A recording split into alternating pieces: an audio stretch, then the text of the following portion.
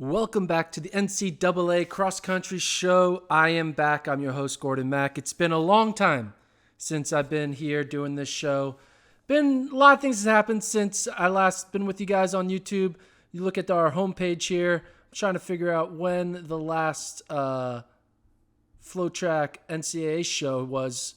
March 9th. Look at this. March 9th. Did a show predicting the 34 event winners. Did not go 34 for 34, but a lot's happened since then. Quick recap of what's happened since I tried to predict all 34 NCAA indoor champions. I went to Birmingham, Alabama. You probably saw all the coverage there. We did a cool video with Dilgy and the BYU women. Check it out. It's on YouTube. Pretty cool, a little mic'd up behind the scenes of her reacting to her DMR, Courtney Waymett's 5K win, Claire Seymour's 800-meter runner-up. It was wild. It was fun to follow that team from start to finish. So check that out on YouTube right now. Also, been editing some Workout Wednesdays. Our Workout Wednesdays are now coming out hot. We got this past week, Arkansas's and Monkemboy. Last week, NC State with Caitlin Toohey. We had Houston the week before, and we have one every week all the way through the rest of the year. It's going to be wild. But the big reason I haven't been doing many NCAA track and field shows is this right here. Now, it's not as bad as it used to be, but back in, I'm not sure when, this happened. I fell off my bike. This is me in the emergency room, giving a thumbs up to my buddy who drove me to the emergency care. This is me all bandaged up, a little high on codeine to deal with the pain. Luckily, the pain has subsided, and I am now back to pretty much normal, but I only can use my left hand. So typing's a little difficult. I'm learning how to become ambidextrous, but you don't need two hands to talk about NCAA track and field. You don't need two hands to come up with predictions. You don't need two hands to break down event by event by event. So that's what we're going to do. This is the first episode of the outdoor season. Indoor season is over. Wipe it off the slate.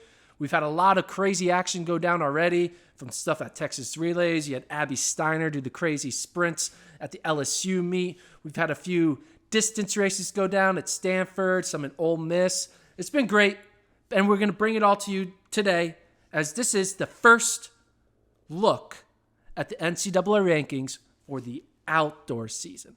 And what I'm going to do is, I'm trying to figure out, there's a lot of events, right? 18 events on both the men's and the women's side. You got the team battle. I'm trying to think how I want to kind of present to you these new rankings and kind of really pinpoint what you should all be looking for as these weeks go along as we get towards Eugene in mid-June. Going to do this show every week, try to break down what I notice, things I'm looking at, something that I'm noticing now that's going to be relevant in June, and try to give you an understanding of what you should be looking for as the season progresses. But first, let's start at the top. And at the top, you got to start with the team rankings. So come over to the ranking page, check out, go to the top ranking, 2022 NCAA rankings. And here we go. These are the FloTrack team rankings, both the men and women. On the men, we're looking at the Texas men to defend their indoor title. They're projected to win with 44 points. Texas Tech second, Florida third, and Georgia fourth. That is our podium. But if you look at the scores, Georgia with 34 points, A&M, NAU, North Carolina A&T, even Arizona State and LSU are all within reach of that podium. So I'm looking at probably 10 teams total that could potentially podium, with Texas men leading the charge. It's going to be a nice battle. Florida's in the mix, Tech, Georgia, you name it, and then that wild card, NAU, who podiumed indoor, may be able to do the same thing outdoor season. On the women's side, it's a little more understood who the big players are. First big player is Florida. Obviously, they won indoors. They're looking to defend the indoor title. Texas, though, right on their heels. Then there's a little bit of a drop-off, but that drop-off has a bunch of teams with Kentucky, LSU, Arkansas, A&M. But really, look at that. Florida, 80 points. Texas, 70. And on the men's side, Texas 44, Texas Tech 39.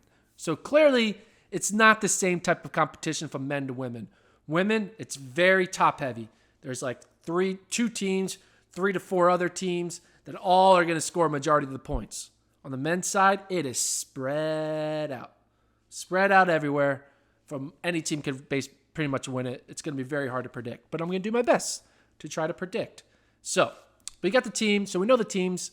Let's, though, dive into trying to figure out what I want to... I'm coming up with my topics on the top of my head. I didn't really plan before I started recording. I was thinking, I'll just wing it. Whatever. I broke my shoulder. I'm still dealing with that. Oh, it's okay if it's not the perfect of run a show. But I'm going to do my best. I think what I'm going to do is I'm going to go through every event. I'm going to go through it quick. And I'm just going to give like a one-liner, one sentence, one thought on every event so you kind of can have that vibe of what you should be looking for in each event. So we're going to go with that. It's going to be the one-liner, the one vibe for all events at the NCAA Championship. So let's move over. Let's start the sprints, and then we'll work to distance, field, and the relay. So sprints, start the men's 100. Devontae Burnett ranked number 1. The story here is, where will Joseph Fambula land? He's not ranked right now, but he will be ranked by the end of the year. He's not ranked because he didn't do indoors. He hasn't done much yet in the outdoor season. But where will Florida's Joseph Fambula rank in the 100? I think he could win it. But right now, he's not in the rankings. That's my first thought. Men's 200.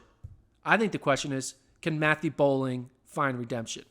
Bowling, I got him ranked number 1.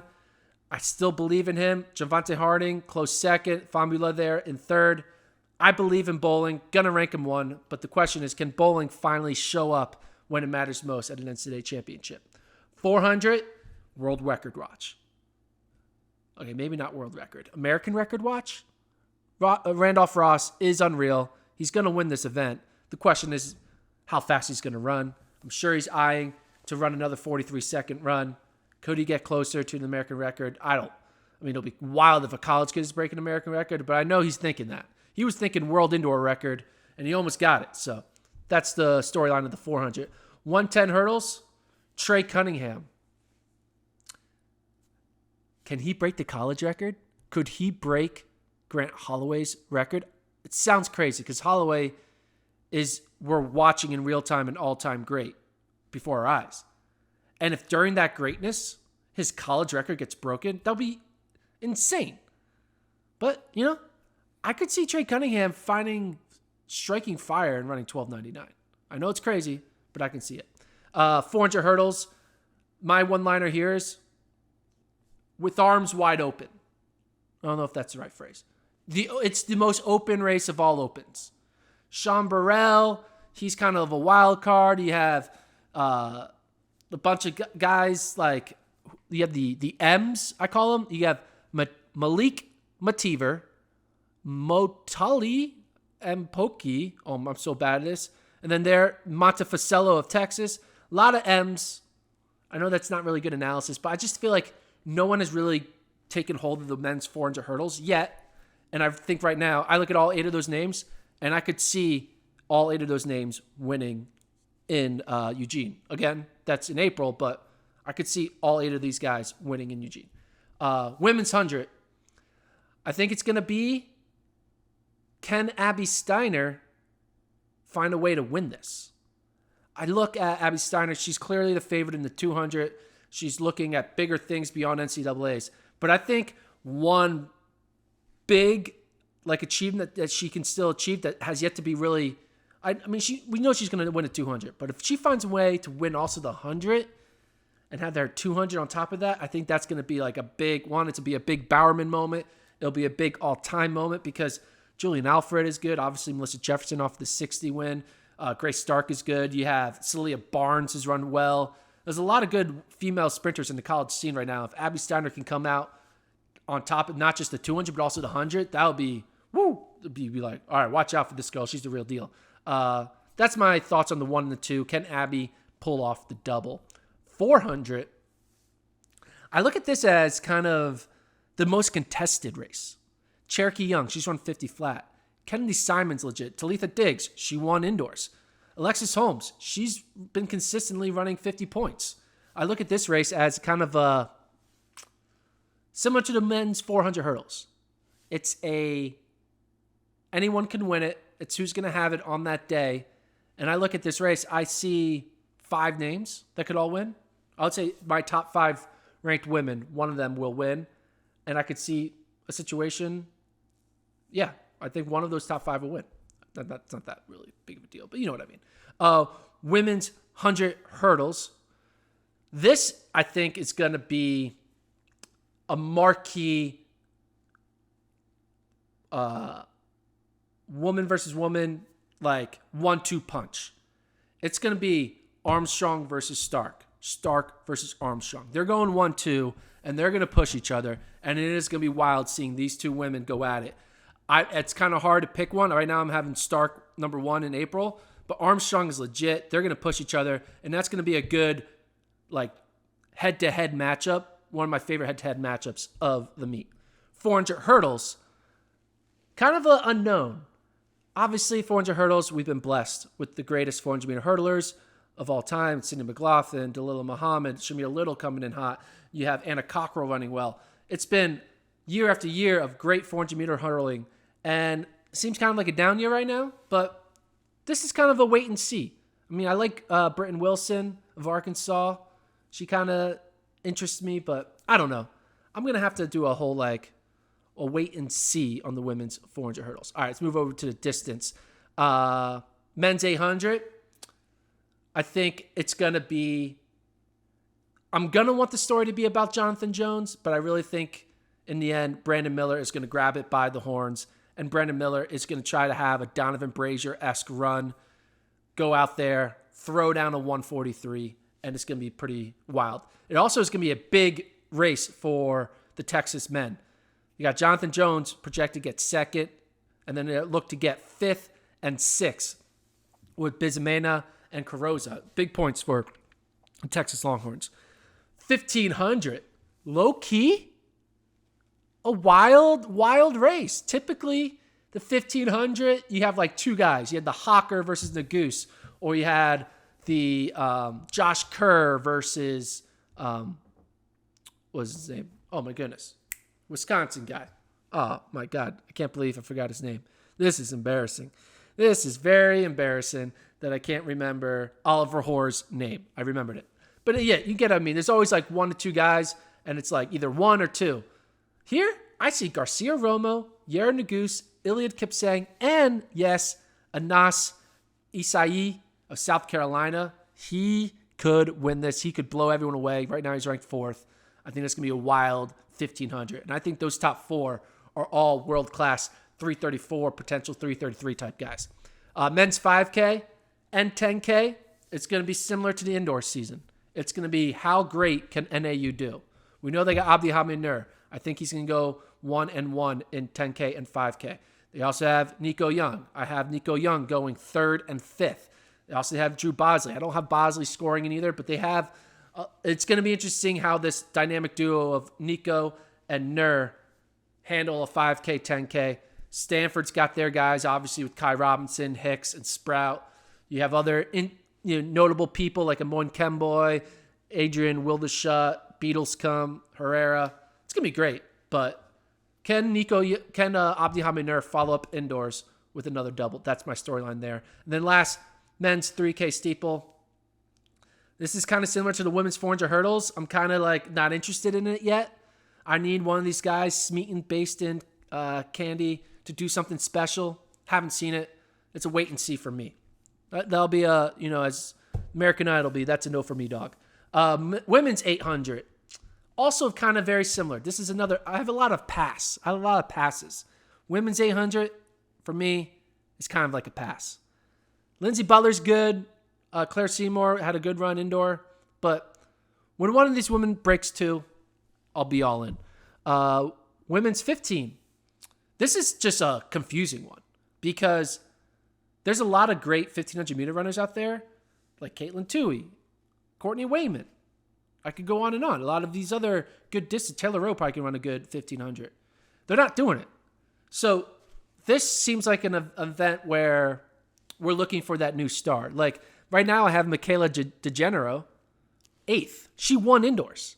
And that just shows the way I'm looking at this event where even the NCAA Indoor Mile Champion hasn't really done enough for me to even put her outside, to put her in the top 7. Like I have her 8th.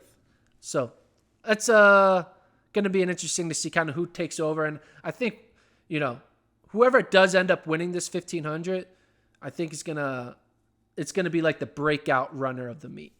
Women's 5K, I think similar to Nico and Abdi Haminur, women's 5K and 10K, I kind of want to see Caitlin Toohey get her win. I want to see Caitlin Toohey get her first individual title. She was second in the 3K and 5K. Game's so close.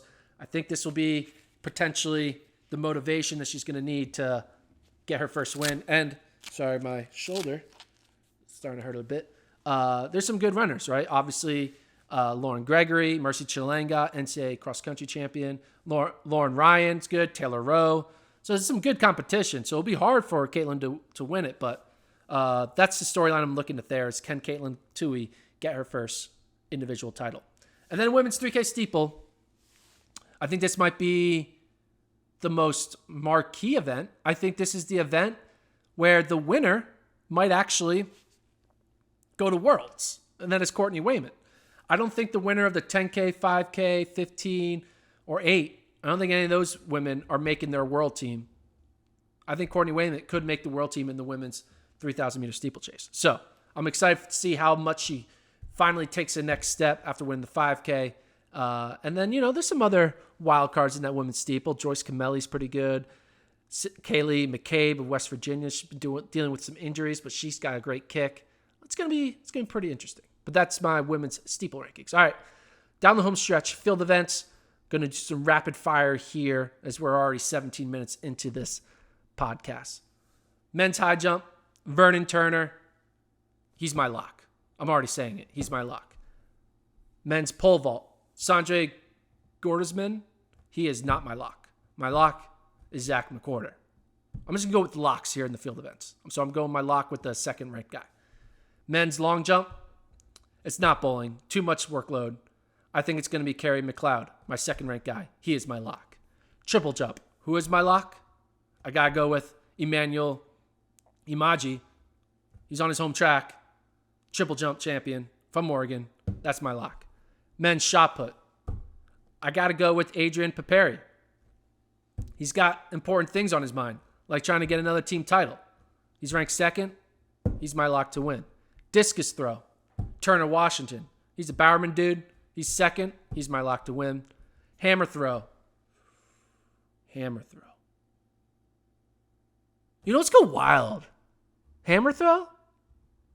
We're talking hammer throw? I think one of these Eastern Michigan guys are going to win it. They're ranked 5th and 6th. I'm going with Eastern Michigan for the win.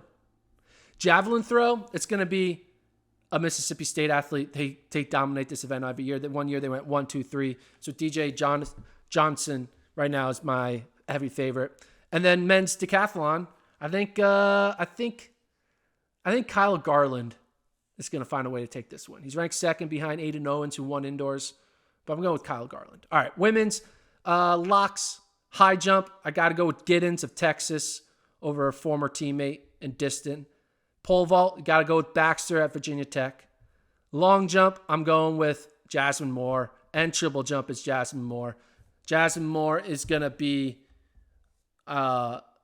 crucial to Florida women's team championship hopes.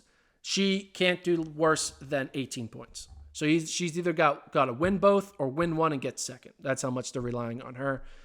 Shot put, I think I got to go with Adelaide Aquila of Ohio State. She's ranked number 1. I'm going to keep it with that. Discus throw, that's also a big favorite in Jorindi Van Klinken. I forget where she's from, but she threw very well last year for Arizona State. She's ranked number 1 for a reason. Hammer throw, Ole Miss, they're going 1-2. I talked about Shea Tao a lot over the indoor season. She should transfer that weight throw prowess to the hammer throw just well. And then javelin throw. I'm going to be honest. I don't know many of these names. Madison Wiltrout, Ashton Reiner, Kira McCarroll, Skylar Kikolini, Rima Adebar, Maddie Harris, Ida Ekang, and Kelchi Nwanga. This is like an all-name event. Madison Wiltrout and Ashton Reiner. Skylar Ciccolini. That sounds like an Italian dish. I like this javelin just for their names. Have no idea, though. I'm not going to pick an athlete now because I just have no idea. I need more data to come through. And then last but not least, Anna Hall. She's eyeing collegiate records. That's the story there in that HEP. Erin Marsh is good. We have a workout Wednesday with her coming out later this year. But Anna Hall is just too good. And then last but not least, the relays.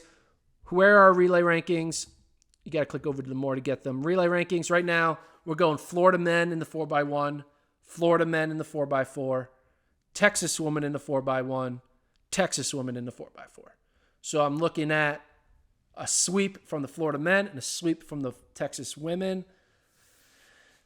That's the rankings now. Things can change, things will change, and we'll just have to wait. We'll talk more about relays as, the Penn relays go down, Drake relays, a few other SEC championships going to have some fast relays. So there's still time to figure out these relays. But those are our rankings. Check them out. Go to the ranking page and check out all of our other content, We got the FloTrack podcast. We got Workout Wednesdays. We got race breakdowns. We got This Week in Track. We got Tasty Race of the Week. We got my show. We got the FloTrack Rankings show. Kick of the Weeks. It's great. Check out all the content. We'll talk to you guys next week.